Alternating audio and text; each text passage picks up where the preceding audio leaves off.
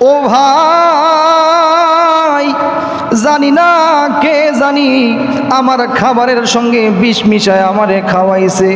এই বিষের যন্ত্রণায় আমার কলিজাটা পর্যন্ত ছিঁড়া যাইতেছে। ও হুসাইন,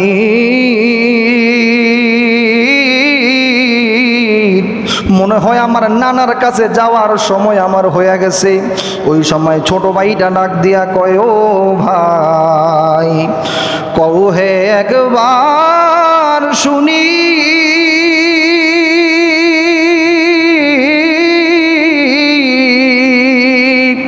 কে তোমারে খাওয়াইছে জহর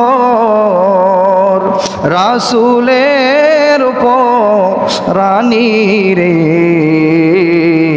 হায় রে আমার সোনার চন্দ্রমণি, হায় রে আমার সোনার চন্দ্রমণি।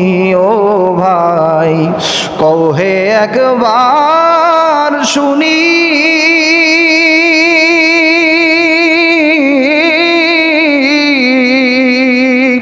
কে তোমারে খাওয়াইছে জহর রাসূলের রানী রে।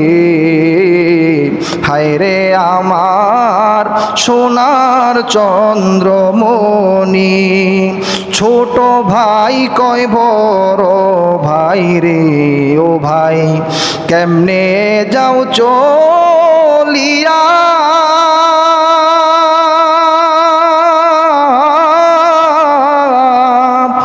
আজকে থেকে কারে ডাকিব ভাইও বলিয়া রে।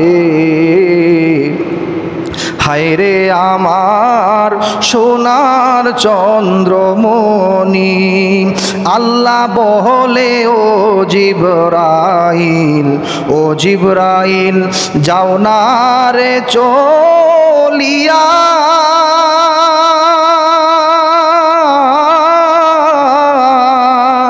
70,000 ফেরেশতা নামাও জানাজার লাগিয়া রে।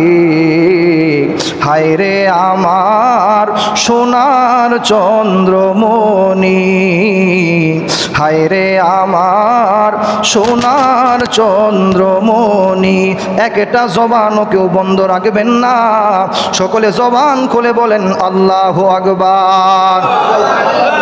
বন্ধুরে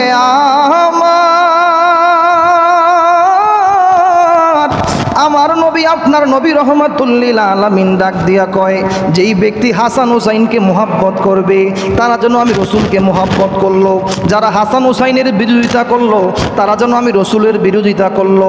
আপনারা জবান খুলে বলেন, যারা হজরতে হাসান রাদিয়াল্লাহু তাআলা আনহুকে বিষ পান করায়া মারলো তারা কি জান্নাতি না জাহান্নামী? আরো জবান খুলে বলেন, জান্নাতি না জাহান্নামী?